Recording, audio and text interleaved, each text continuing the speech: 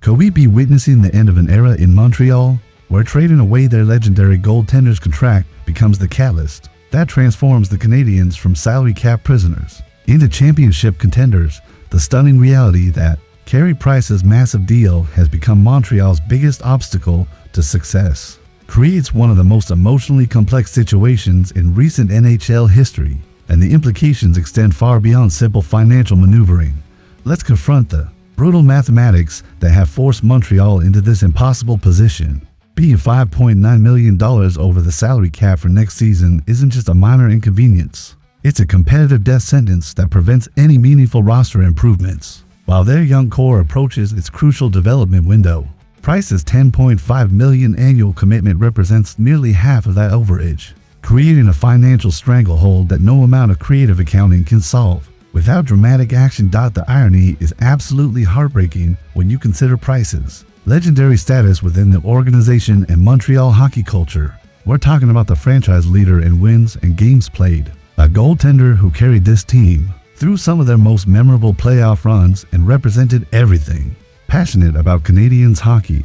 Yet his contract has become the primary barrier, preventing current players from achieving their own championship dreams. The timing of Montreal's recent $5.5 million bonus payment creates fascinating leverage in potential trade negotiations that many fans might not fully appreciate.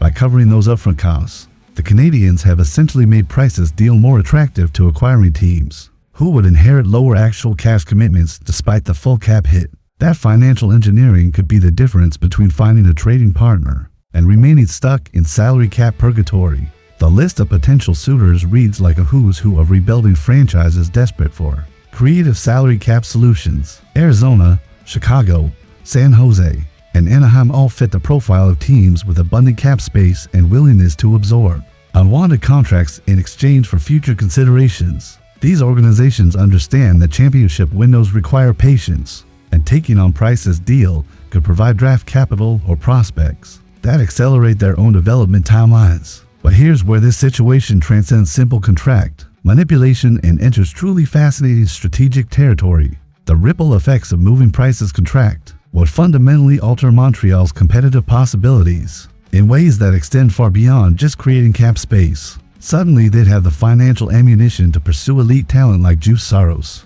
transforming their goaltending situation from liability to strength almost overnight. The Saros connection represents exactly the kind of transformative acquisition that could define Montreal's championship window for the next decade. At just 29 years old, he's entering his prime with elite performance credentials and the kind of clutch playoff experience that young teams desperately need. Acquiring him wouldn't just solve their goaltending concerns. It would signal organizational commitment to winning now, rather than continuing patient development approaches. The emotional component of trading Price's contract creates unprecedented psychological challenges that extend throughout the organization and fan base. This isn't just moving an inactive player's deal. It's essentially closing the book on the most successful era in recent franchise history. Players, coaches, and fans who experienced those magical playoff runs would be watching their heroes' legacy become a financial transaction. Consider the broader roster construction possibilities that emerge once Montreal gains that massive financial flexibility. Beyond goaltending upgrades, they'd suddenly have ammunition to pursue elite centers or experienced defensemen who could provide exactly the veteran leadership their young core needs. The combination of financial freedom and competitive urgency creates opportunities for franchise-altering acquisitions. The rebuilding team's perspective reveals why this type of deal makes perfect strategic sense despite seeming counterintuitive. Initially, organizations like San Jose or Chicago gain valuable future assets while providing cap floor assistance, essentially getting paid to help their own development timelines. Price's contract becomes a financial tool rather than a competitive burden.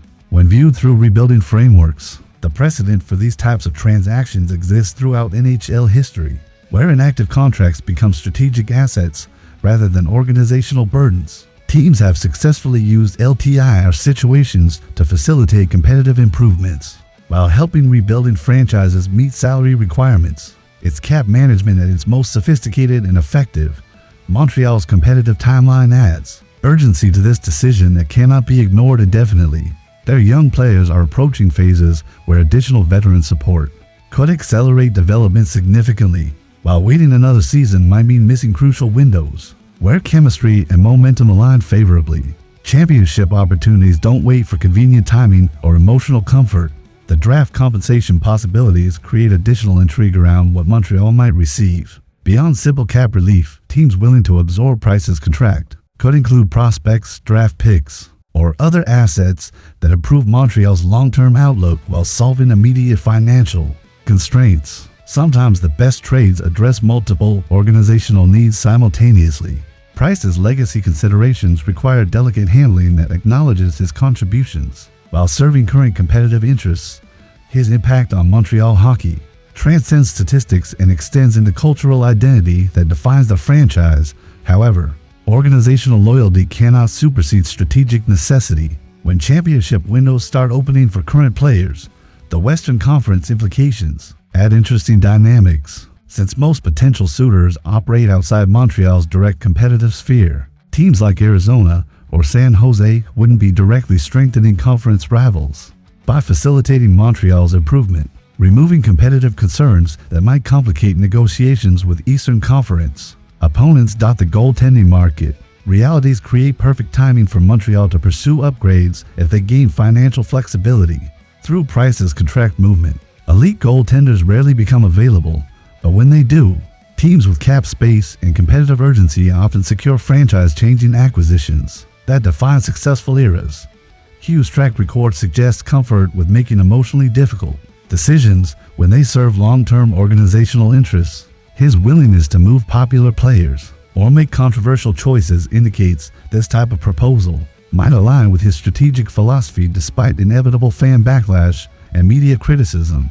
The salary cap evolution continues, creating scenarios where creative financial engineering becomes as important as traditional player evaluation. Teams must navigate increasingly complex cap structures while maintaining competitive aspiration, forcing general managers to consider unconventional solutions for roster construction challenges. The ultimate question becomes whether Montreal possesses the organizational courage to make decisions that prioritize competitive success over emotional attachment. Sometimes honoring legends means creating opportunities for current players to achieve their own championship dreams, even when that requires difficult financial maneuvering. This situation perfectly encapsulates modern NHL realities where past success can become present obstacles, requiring organizations to balance respect for history with commitment to future achievement. Price's contract represents both Montreal's greatest triumph and their current biggest challenge. The resolution of this situation will likely define Montreal's competitive trajectory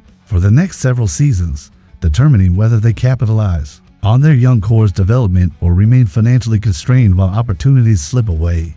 Would you support trading Price's contract to create championship opportunities for current players? Or does organizational loyalty demand keeping his deal regardless of competitive consequences? Let me know in the comments what you think about this fascinating clash between hockey tradition and modern business realities. And don't forget to hit that like button if you want more analysis of the moves that could completely reshape Montreal's future.